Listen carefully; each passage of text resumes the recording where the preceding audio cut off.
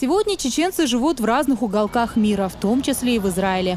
В 10 километрах от древнейшего и святого города для 3 религий Иерусалима находится поселение Абу-Гош. Именно по просьбе этнических чеченцев, проживающих в этом поселке, глава Чеченской республики Рамзан Кадыров изъявил желание построить на израильской земле Дом Аллаха. Строительство мечети началось 2 года назад при финансовой поддержке фонда имени Ахмада Хаджи Кадырова. Курировал строительство помощник главы Чеченской республики, депутат Госдумы Адам Делимханов.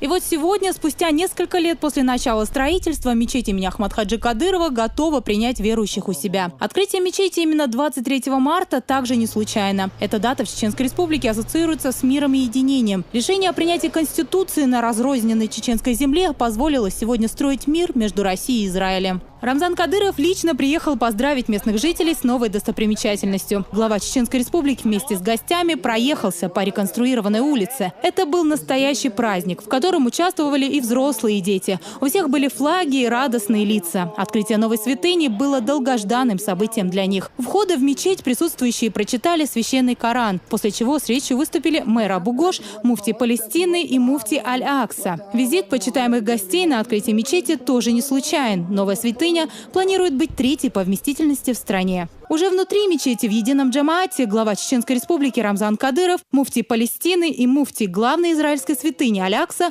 попросили мира и единения на израильской земле. В первую очередь хочу воздать хвалу Господу миров за милость, которую Он проявил к нам. На протяжении сотни лет здесь не было мечети с женским отсеком. Затем хотелось бы поблагодарить каждого жителя Абу-Гоша, внесшего в это дело свою лепту, и отдельно выразить огромную благодарность руководству Чеченской республики за их колоссальный вклад.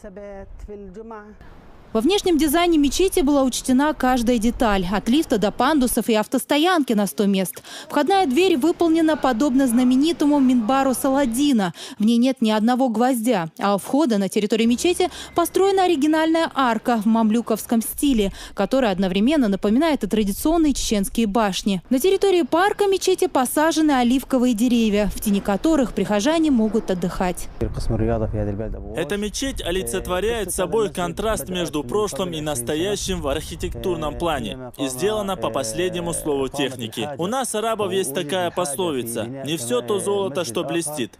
Однако здесь все обстоит совершенно иначе, так как многие декорации имеют золотое покрытие. Милости просим, ваш 2-й дом, Абу-Гош.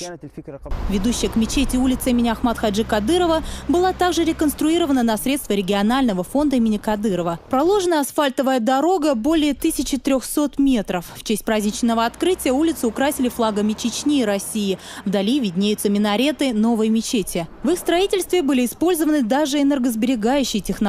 На минаретах установлены солнечные батареи, придающие им вечером красивый зеленый окрас. А акустическая система в мечети позволит услышать призыв к молитве во всем округе.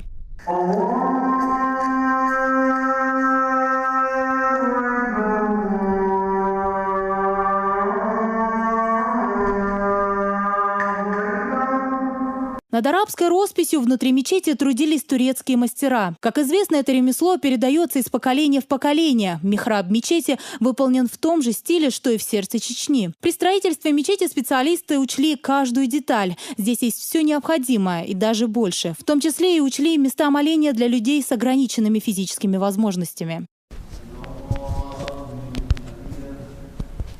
Положительные перемены, которые произошли здесь благодаря чеченско-израильской дружбе, видны налицо. Мечеть имени Ахмада Хаджи Кадырова будет не только духовным центром, но и главной достопримечательностью израильского поселения Абу-Гош. Плодами этой дружбы стала не только новая святыня, но и культурный обмен, произошедший на этой неделе. Показать всю красоту традиций чеченского народа. С такой миссией прибыли чеченские артисты к израильскому зрителю.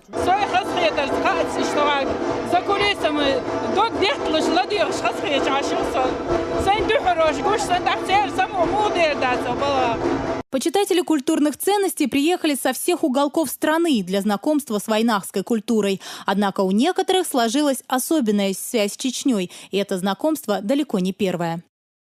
Мы все выходцы из Грозного, рады, что наши земляки приехали дать нам концерт и в гости к нам, как братьям. За считанные минуты огромный зал Дворца конгрессов заполняется зрителями. Открывая торжественный вечер, официальные лица, в числе которых советник посольства России в Израиле и заместитель мэра израильского города Сдерот, поприветствовали всех гостей.